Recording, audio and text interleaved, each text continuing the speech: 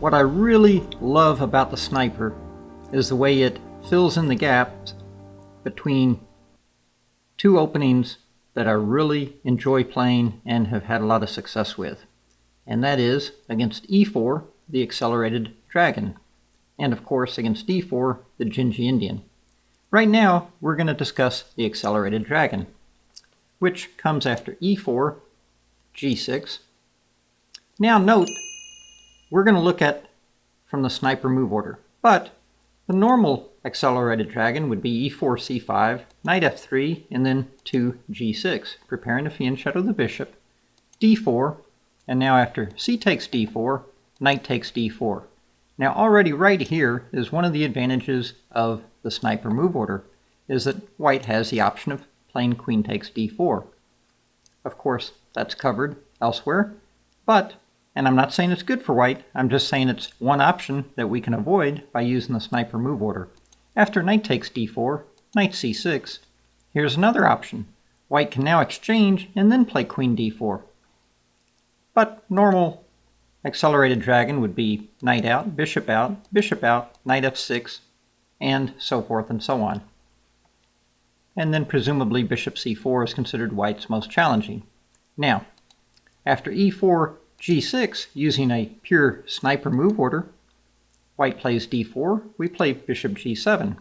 White plays knight C3, then we play C5. Note you can also get to it from knight F3, C5, and then knight C3.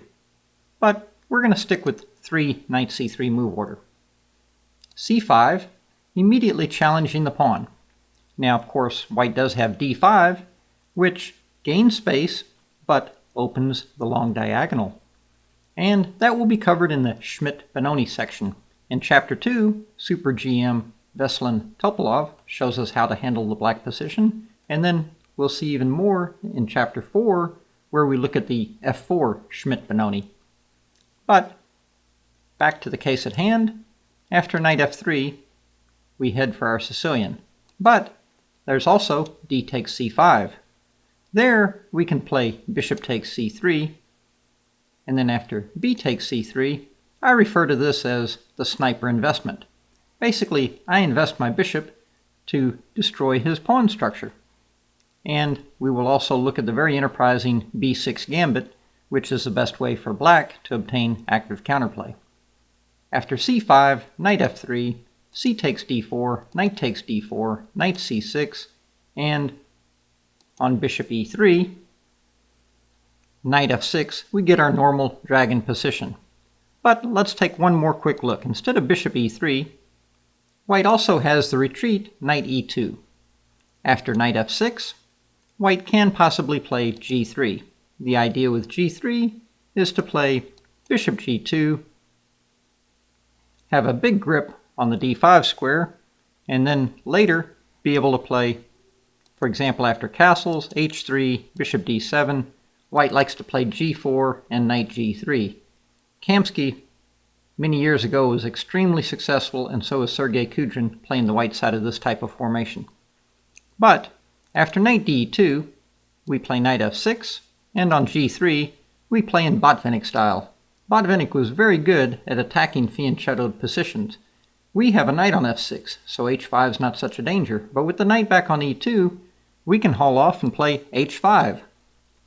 This potentially activates the rook and makes white think twice about smoothly going along, developing and castling kingside. In fact, this is a very nice active plan for black after H3, D6, bishop G2, bishop D7, bishop E3, and knight E5. Fritz considers that black's at least equal, maybe even a smidgen better. Let's go back again. So that was bishop E3, knight D2. Instead of bishop E3, there's also the kind of passive retreat, taking the knight away from the center, knight to B3. And again, we can play what I call bishop takes C3, the sniper investment. We give up our dark squared bishop, and after B takes C3, we've totally wrecked the white queenside pawn structure. We created a lot of weak squares, especially C5 and C4 for our pieces, A4 for our queen. And we've also destroyed white's grip on the center. he no longer has the knight helping to control and prevent black from playing the free and advanced d5. The other thing this does is it puts the white player quite often in uncharted territory. There's no clear plan for white, like in a normal Sicilian where they just build up, haul off, and try to checkmate you on the king side. So psychologically, it's very good. You get positions that you're familiar with, playing against doubled pawns, weak squares, and quite often they're scrambling to figure out what's going on. For example here, after knight f6, we attack the pawn on e4. After bishop d3, we play d5, and what this does is by exchanging off white's center pawn, we then leave him with 3 pawns versus 2, and kind of a crippled majority, if you will. In a pure king and pawn endgame, that would actually be winning for black. After e d5, queen d5, and castles, bishop h6, we simply play rook d8, and black's already slightly for choice. You have moves like bishop to f5 coming. You have knight to g4, giving the eviction notice to this bishop if needed. Very, very good play for black at this point. Clear development, all of his pieces function, and he has targets to look forward to attacking. Myself, I quite prefer black in such positions. And again, that's all arrived at because we're willing to make the investment. Bishop takes c3. We give up our prized, valuable dark squared bishop, but we also wreak havoc on the white pawn structure. So, continuing on, after bishop e3, knight f6, we've now reached the accelerated dragon. One of my favorite openings for black, and I have to say, in the latest chess mega database, white barely scored 53+%, compared to across all openings where white scores more in the tune of 59 to 60%. So it's just not my preference, but it's also a very good opening. Now here, the main move, the most theoretically challenging move, is considered to be bishop to c4. And I have to say, I've been playing this opening for some time, and it is really quite excellent. I only wish I'd had it in my repertoire when I was much, much younger. The other thing I like about the Sicilian accelerated dragon is that if white's not prepared, black can very easily assume the initiative or even score a quick knockout. Now, one thing I'm not going to do here is I'm not going to go over the whole accelerated dragon because that job has already been done. Roman Dzindzhinashvili in his Roman Labs, volumes 66, 67, 88, and 89, did a very good job of reviewing it, and more recently, in Foxy Openings, Andrew Martin in volume 104 and 105. They did pretty good detail, both of my fellow presenters. So I'm not really looking to reinvent the wheel here, as they did excellent work, but what I will do is give you guidance on where to look in the main lines, which will save you quite a bit of time. Then I will also share a few of my own recent experiences. So, like I said, bishop c4 is the main move. There's also bishop d2, the old classical move and the second most popular. Then there's Kasparov's try with knight c6, bc6, and e5, which gains time by attacking the knight, but also prematurely, to some degree, advances the white e-pawn. Then there's queen d2 and f3. Now, against the normal accelerated, against the normal dragon Sicilian, white's most dangerous formation is considered to be bishop c4, queen d2, and castle's queenside. That's known as the Yugoslav attack formation. That goes something like bishop c4, d6, f3, castles, and queen d2. In fact, this is considered so strong, in the 60s someone once asked Bobby Fischer, why don't you play the dragon instead of the Najdorf? And he's like, oh, the Yugoslav attack, it's check, check, and mate. Bishop in, pawn up to rook, up the rook file, and it's check, check, and mate. And to a large degree, Bobby's right. The Yugoslav attack, it's extremely deeply analyzed, sometimes to move 28, 30, 35, and it's played in many, many correspondence games. So the advantage of not playing the early d6 is that you can prevent white from playing his Yugoslav attack formation. And in the videos, both Roman and Andrew show you after queen d2 or f3 how black can get a very reasonable game and prevent white from getting the Yugoslav formation. And then finally there's g3, somewhat similar to what we saw before. But the main move is considered to be bishop c4. Now, if black just castles or plays d6, then white is free to head towards his Yugoslav formation with f3, queen d2, and so forth and so on.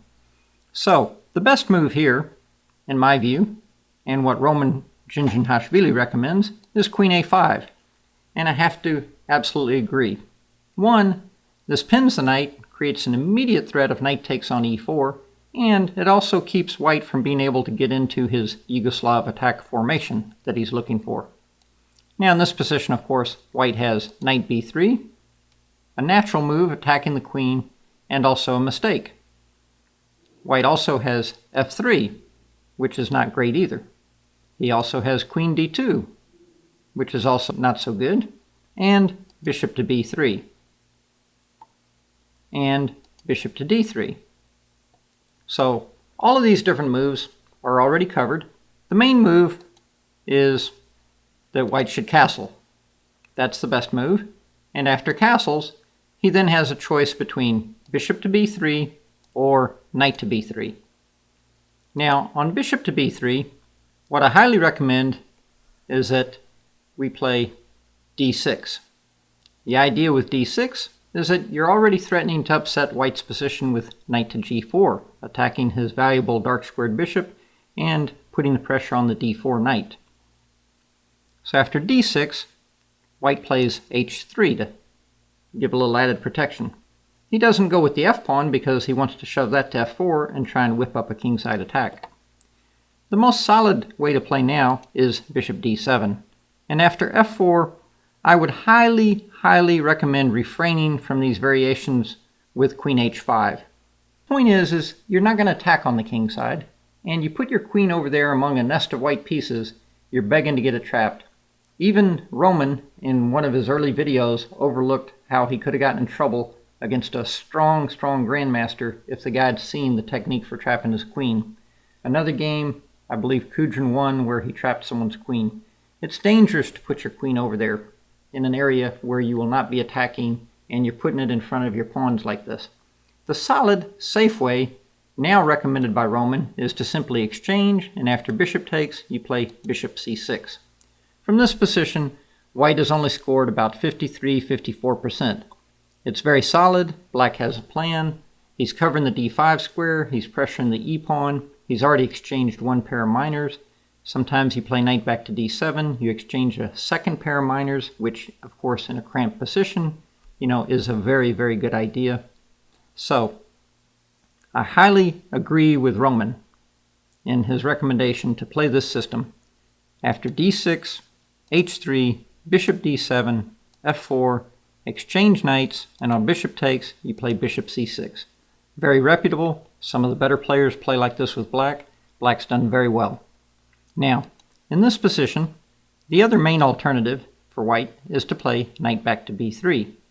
And here, the best way to play, I think, is to play queen c7. Now, the idea is that white plays bishop to g5. What he wants is that on d6, he wants to capture, and after bishop takes, play knight d5, followed by knight takes bishop check, kind of messing up our pawn structure, leaving us with an isolated pawn on a backward open file. So, the way to play here is that you should meet this with a6.